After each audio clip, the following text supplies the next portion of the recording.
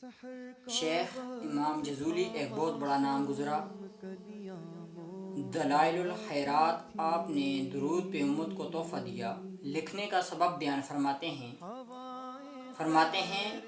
کہ شہر سوس کے قریب نماز ظہر کا وقت کم پڑ گیا، تنگ پڑ گیا مجھے، تو وہاں میں کنویں پر پہنچا تو پانی نیچے تھا اور میں پانی تک نہیں پہنچ پا رہا تھا۔ تو وہاں پر ایک بچی کھڑی تھی پاس، اس کو میں نے کہا کہ بیٹا اپنے گھر سے ایک رسی اور ایک ڈھول تو لا دو کہ میں پانی کنویں سے نکال لوں۔ امام جزولی فرماتے ہیں وہ گھر نہیں گئی پانی لانے کے لیے، بلکہ کہنے لگی کہ آپ کا نام کیا ہے، آپ کہاں سے آئے ہیں، آپ کون ہیں؟ جب حضرت نے اپنا نام بتایا،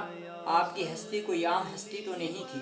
جب آپ نے اپنا نام بتایا تو بچی کہنے لگی میں نے آپ کے بڑے تذکرے، بڑے واقعات سنے ہیں،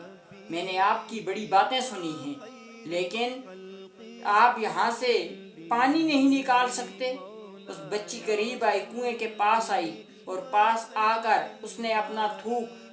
کنویں میں پھینکا اور کنویں کا پانی چشمہ بن کر اوپر آ گیا۔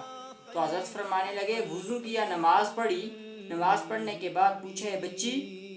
تو ایسا کیا عمل کرتی ہے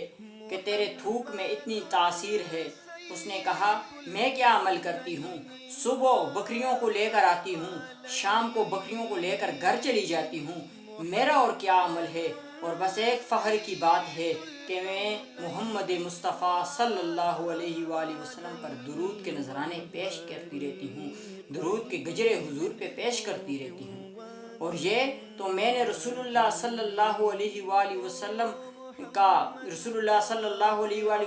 کی سنت کو، رسول اللہ صلی اللہ علیہ وآلہ وسلم کے طریقے کو اپنایا ہے کہ رسول اللہ صلی اللہ علیہ وآلہ وسلم ایک سفر پر کہیں جا رہے تھے،